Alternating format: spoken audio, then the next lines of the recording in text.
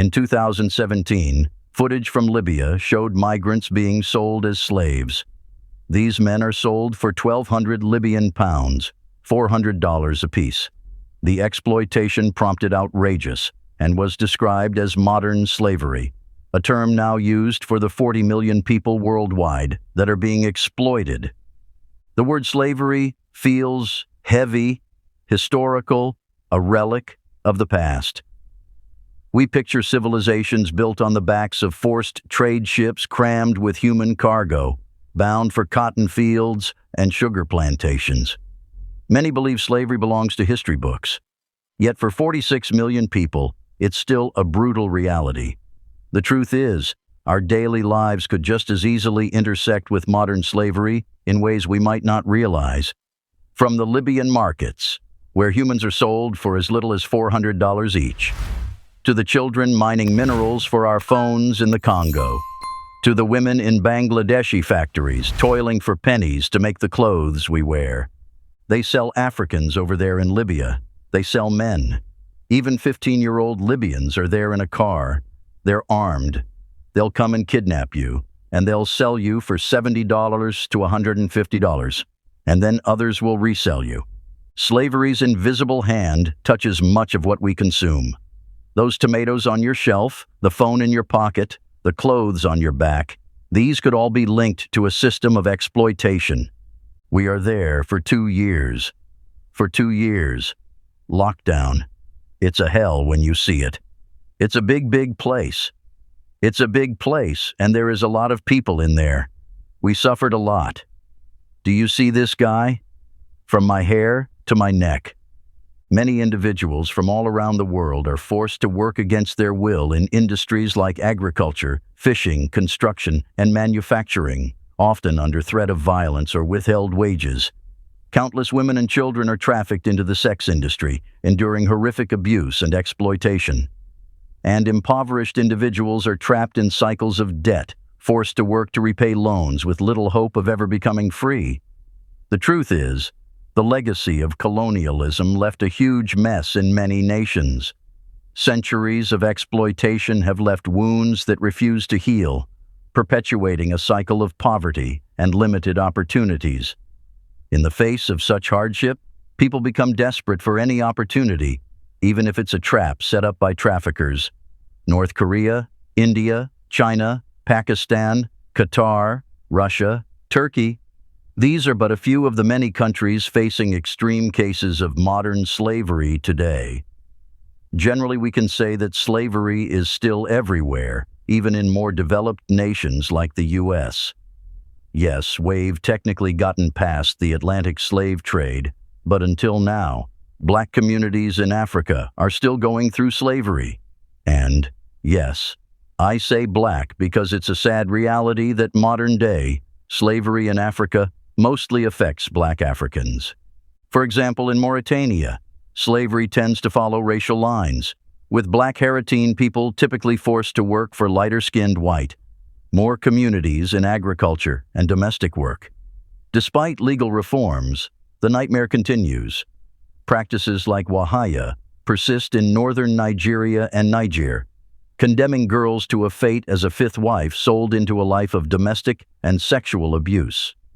Africa is currently the region most vulnerable to modern slavery, with South Sudan, Somalia, Central Africa, and Congo being the most at risk.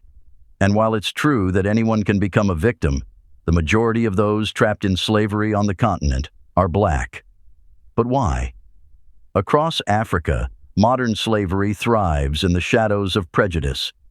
Migrants, minorities, and those ostracized for their race, ethnicity, or sexual orientation face a brutal reality. They are targeted for exploitation. In predominantly Black countries like Mali, Mauritania, Niger, Chad, and Sudan, reports reveal entire ethnic groups born into a life of forced labor. They're bought, sold, and traded like property, as if the human race has not moved past that era. And sadly, their governments don't seem to be doing a very good job at addressing this vulnerability. Across Africa, the drums of war echo with horrifying consequences. By 2020, Over 24 million people in sub-Saharan Africa were internally displaced, ripped from their homes by conflict and violence. This brutal reality is a breeding ground for exploitation. Armed groups see displaced populations as easy prey, exploiting them to fuel their agendas. Even IDP campsites, meant to be sanctuaries, become hunting grounds. The years 2020 to 2022 saw a whirlwind of military takeovers in Burkina Faso, Chad, Guinea, Mali, and Sudan. Failed coups in Niger and Guinea-Bissau further destabilized the region, leaving a trail of displaced people and crippled responses to modern slavery. With weak rule of law and rampant corruption, these countries become safe havens for traffickers and slaveholders.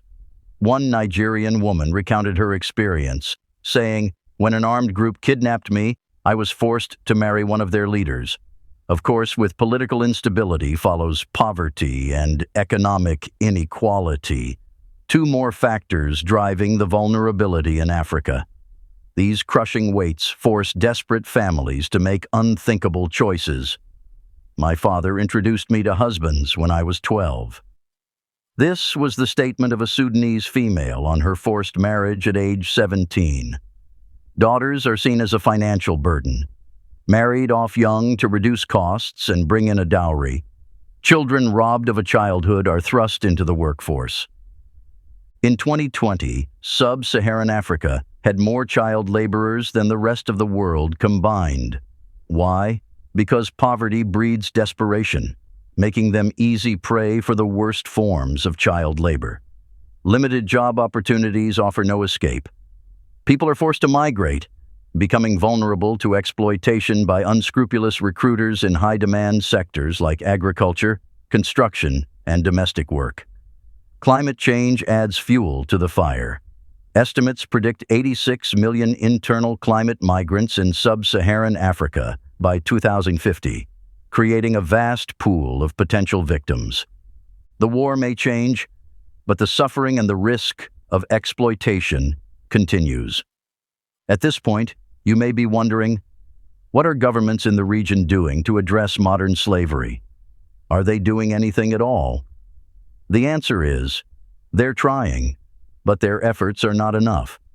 Human rights organization Walk Free assessed 51 countries in the region and found that their governments have a weak response to modern slavery, scoring an average of 36%. While there have been improvements in identifying cases and developing laws against modern slavery, significant gaps remain in support services for survivors. Limited action has been taken to address the root causes of modern slavery, and no country has effectively to address the issue in government or business supply chains. After I reported them to labor, they bribed someone who works at labor, and I was told to return to work. This statement was from a 29-year-old female domestic worker in Botswana. While no African nation has yet fully criminalized all forms of modern slavery, legal progress has been made in recent years. Several countries have adopted the ILO's Forced Labor Protocol, and the Republic of the Congo specifically outlawed human trafficking in 2019. Almost all of the governments assessed have also trained their police forces in identifying victims of modern slavery. This progress is encouraging, although many still need to implement this critical training.